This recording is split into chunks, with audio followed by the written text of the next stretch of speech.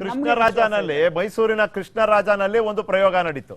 ರಾಮದಾಸ್ ಅವರು ಹಾಲಿ ಶಾಸಕರಿದ್ರು, ಅವ್ರಿಗೆ ಟಿಕೆಟ್ ಕೊಡ್ದೇನೆ ಜಿಲ್ಲಾಧ್ಯಕ್ಷರು ಮೈಸೂರು ಶ್ರೀವತ್ಸ ಅವ್ರಿಗೆ ಟಿಕೆಟ್ ಕೊಟ್ರು, ಅವರು ಮುನ್ನಡೆಯನ್ನ ಸಾಧಿಸಿದ್ದಾರೆ. ಕೆಲವು ಪ್ರಯೋಗಗಳು ವರ್ಕ್ ಆಗಿದೆ. ಭಾಗೀರಥಿ ಅವರು ಮುನ್ನಡೆಯನ್ನ ಸಾಧಿಸಿದ್ದಾರೆ, ಅವ್ರು ಕಾಪಾಡ್ಕೊಂಡು ಹೋಗಿದ್ದಾರೆ, ಆ ಪ್ರಯೋಗ ವರ್ಕ್ ಆಗಿದೆ. ಪುತ್ತೂರಿನಲ್ಲಿ ಪ್ರಯೋಗ ಮಾಡ್ಲಿಲ್ಲ, ಪ್ರಯೋಗ ಮಾಡ್ಬೋದಿತ್ತೇನೋ, ಅರುಣ್ ಕುಮಾರ್ ಪುತ್ತಿಲ ಅವರು ಕೊಟ್ಟು, ಅರುಣ್ ಕುಮಾರ್ ಪುತ್ತಿಲ ಅವರು ಒಂದು ಪ್ರಯೋಗ ಮಾಡಕ್ ಹೋದ್ರು, ನಾನು ಒಬ್ಬನೇ ನಿಂತೆ ಏನಾಗುತ್ತೆ ಅಂತ, ಅದು ಬಿಜೆಪಿಗೆ ಡ್ಯಾಮೇಜ್ ಆದಂತಿದೆ. ಅಶೋಕ್ ರೈ ಅವರು ಮುನ್ನಡೆಯನ್ನ ಸಾಧಿಸಿದ್ದಾರೆ. ಅದೊಂದು ಮುಗಿಸ್ಬಿಡ್ತೀನಿ, ಅದು ಮಂಡ್ಯ ನೀವು ಹೇಳ್ಬಿಡಿ. ಬಿಜೆಪಿಲಿ ಏನಾಗಿದೆ, ಅವರು ಹೊಸ ಪ್ರಯೋಗ ಏನ್ ಮಾಡಿದ್ರು, ಅವರೆಲ್ಲ ಆಲ್ಮೋಸ್ಟ್ ನಮ್ಮ ಹಳೆ ಮೈಸೂರು ಭಾಗದಲ್ಲಿ ನಮ್ಮ ಜೆಡಿಎಸ್ ಅಭ್ಯರ್ಥಿಗಳವರು. ಹಾಗಾಗಿ ಒಂದು ಕಡೆ ನಮಗೆ ಅದು ನಮ್ಮ ಅಭ್ಯರ್ಥಿಗಳಿಗೆ ಉದಾಹರಣೆ ವೋಟ್ ವಿಭಜನೆ ಆಗೋಯ್ತಲ್ಲ. ಮಂಡ್ಯ ಸಿಟಿ ಇರ್ಬೋದು, ಇಲ್ಲ ಅಂತಂದ್ರೆ ಕೇರ್ಪೇಟೆಯಲ್ಲಿ 3 ಜನನು ನಮ್ಮ ಅಭ್ಯರ್ಥಿಗಳು, ಅಂದ್ರೆ ಹಾಲಿ ಮಾಜಿ. ಅದರಿಂದ ನಮ್ಗೆಲ್ಲೋ ಒಂದು ಕಡೆ ಈ ಬಿಜೆಪಿ ಅವರ ಹೊಸ ಪ್ರಯೋಗ ನಮ್ಮ ಅಭ್ಯರ್ಥಿಗಳನ್ನ ತಗೊಂಡು ಅವರು ಪ್ರಯೋಗ ಮಾಡಿದ್ದಾರೆ.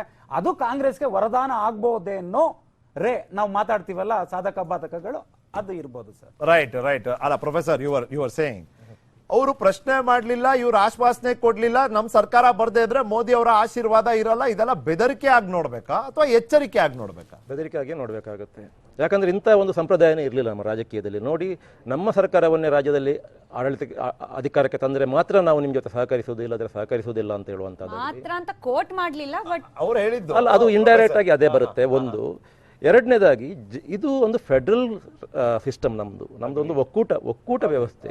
ಈ ಒಕ್ಕೂಟ ವ್ಯವಸ್ಥೆಯಲ್ಲಿ ರಾಜ್ಯದ ಜನರಿಗೆ ಅವರದೇ ಆದಂತಹ ಒಲವು ನಿಲುವುಗಳಿರ್ತವೆ, ಅವರದೇ ಆದಂತಹ ಆಸ್ಪಿರೇಷನ್ಸ್ಗಳಿರ್ತವೆ. ಅದರ ಪ್ರಕಾರ ಅವರು ಯಾವ ಪಕ್ಷ ಬೇಕೋ ಅದನ್ನು ಆಯ್ಕೆ ಮಾಡ್ತಾರೆ. ಅದು ಕರ್ನಾಟಕದಲ್ಲಿ ವಿಶೇಷವಾಗಿ ಒಂದು ನೀವು ಗಮನಿಸಬೇಕು, 1983ರಿಂದ ಪ್ರಾರಂಭಿಸಿ ಇಲ್ಲಿಯ ತನಕ ಮತದಾರರು ಇಲ್ಲಿ ಯಾವತ್ತೂ ಕೂಡ ಕೇಂದ್ರದಲ್ಲಿ ಯಾವ ಪಕ್ಷ ಇದೆ ಆ ಪಕ್ಷಕ್ಕೆ ಇಲ್ಲಿ ಅಧಿಕಾರ ಕೊಡಲ್ಲ. ಕೇಂದ್ರದಲ್ಲಿ ಒಂದು ಪಕ್ಷ ಅಧಿಕಾರದಲ್ಲಿದ್ದಾಗ ಇಲ್ಲಿ ಇನ್ನೊಂದು ಪಕ್ಷಕ್ಕೆ ಅಧಿಕಾರ ಕೊಡ್ತಾರೆ.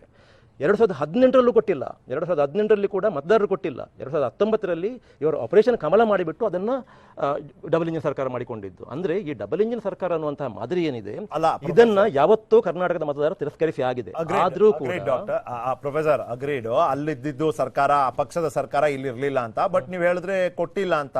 ನೈತಿಕತೆಯ ವಿಷಯದಲ್ಲಿ ನೋಡೋದಾದ್ರೆ, ಒಂದು ತರ್ಕದ ಆಧಾರದ ಮೇಲೆ ನಾವು ಚಿಂತನೆ ಮಾಡೋದಾದ್ರೆ 104 ಬಂದಿದ್ದು ಬಿಜೆಪಿಗೆ, ಸಿಂಗಲ್ ಲಾರ್ಜೆಸ್ಟ್ ಪಾರ್ಟಿ ಅವರು. ಓಕೆ, ಸಂವಿಧಾನ ಹೇಳುತ್ತೆ ಬಹುಮತ, ಪ್ರಜಾಪ್ರಭುತ್ವ ಬಹುಮತ ಸಾಧನೆ ಆಗಿದ್ದು ಅವರಿಬ್ರು ಒಟ್ಟಿಗೆ ಬಂದು ಜೆಡಿಎಸ್ ಕಾಂಗ್ರೆಸ್.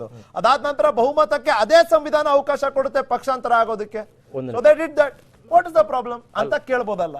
ಅಲ್ಲ, ಅದು ಈಗ ನೋಡಿ, ನಾವು ಕಾನೂನು ಬಾಕ್ಸ್ ಅನ್ನು ಟಿಕ್ ಮಾಡಿಬಿಟ್ಟು ಎಷ್ಟು ಅನೈತಿಕವಾದಂತಹ ಕೆಲಸಗಳನ್ನು ನಾವು ಮಾಡ್ಲಿಕ್ಕೆ ಆಗುತ್ತೆ, ಗೊತ್ತಾಯ್ತಲ್ಲ?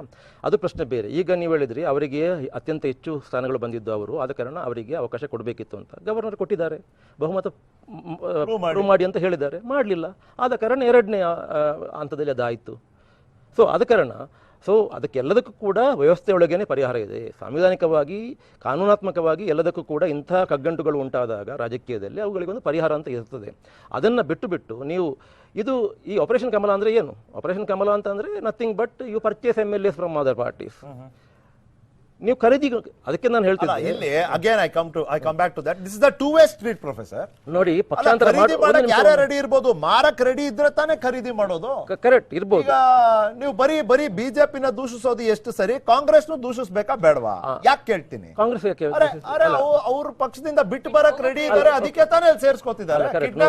ನೋಡಿ, ನೀವು ಹೇಳಿದ್ರೆ ಇನ್ನೊಂದು ಗೊತ್ತಿಲ್ಲ, ನಮ್ಗೆ ಗೊತ್ತಿಲ್ಲ, ನಿಮಗೆ ಮಾಧ್ಯಮದವರಿಗೂ ಅದರ ಹಿನ್ನೆಲೆ ಕಥೆ ಏನು ಅಂತ ಗೊತ್ತಿಲ್ಲ.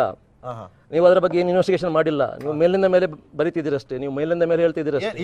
ಏನಾಗಿರ್ಬೋದು, ನಾನು ಅದನ್ನೇ ಸಾರ್ವಜನಿಕವಾಗಿ ಹೇಳಲಾರದ ಸಾವಿರಾರು ವಿಚಾರಗಳು ರಾಜಕೀಯದಲ್ಲಿದೆ. ನಿಖೇತ್ ರಾಜ್ ಅವರು ಹೇಳ್ಬೋದು, ರವಿಕುಮಾರ್ ಹೇಳ್ಬೋದು, ಅಶ್ವಿನ್ ಹೇಳ್ಬೋದು, ನಾನು ಹೇಳಲಿಕ್ಕಾಗಲ್ಲ, ಗೊತ್ತಾಯ್ತಲ್ಲ? ಅದರಲ್ಲಿ ಏನೇನು ವರ್ಕ್ ಆಗಿದೆ, ಯಾವ ಕಾರಣಕ್ಕೆ ಇದೆಲ್ಲ ಆಯ್ತು ಅನ್ನೋದನ್ನ ನೀವು ಇನ್ವೆಸ್ಟಿಗೇಟ್ ಮಾಡಬೇಕಾದ್ರೂ ನೀವು ಮಾಡ್ತಾ ಇಲ್ಲ. ನಾನು ಹೇಳಲಿಕ್ಕಾಗಲ್ಲ, ಬ್ರೇಕ್ ಹೋದಾಗ ಬೇಕಾದ್ರೆ I will tell you, you can tell me. ಆದ ಕಾರಣ ನಿಮ್ಮ ಕಾರಣ ಏನೇ ಇರಬಹುದು ಸರ್, ರಾಜಕಾರಣದಲ್ಲಿ ಪ್ರೊಫೆಸರ್ ನೀವು ಒಪ್ತೀರಿ, ನೀವು ಸಾಕಷ್ಟು ನೋಡಿದಿರಿ. Everything is fair in love, war and politics. Politics is both love and war. Okay, one minute sir, one minute. ನೀವೇನು ಹೇಳೋದು, ಪಕ್ಷಾಂತರ ಮಾಡಲಿಕ್ಕೆ ಇದರಲ್ಲಿ ಅವಕಾಶ ಇದೆ ಅಂತ, ಯಾವುದರಲ್ಲಿ? ಸಂವಿಧಾನದಲ್ಲಿ ಅವಕಾಶ ಇದೆ. ಇದು ಪಕ್ಷಾಂತರ ಅಲ್ಲ. ಈಗ 1/3 ನೀವು ತಗೊಂಡು ಹೋಗಿಬಿಟ್ಟು 1/3 ಬ್ರೇಕ್ ಮಾಡಿಬಿಟ್ಟು ನೀವು ಮತ್ತೊಂದು ಪಕ್ಷಕ್ಕೆ ಸೇರಿದ್ರೆ ಅಲ್ಲಿ ಸಂವಿಧಾನ ಅವಕಾಶ ಕೊಡುತ್ತೆ.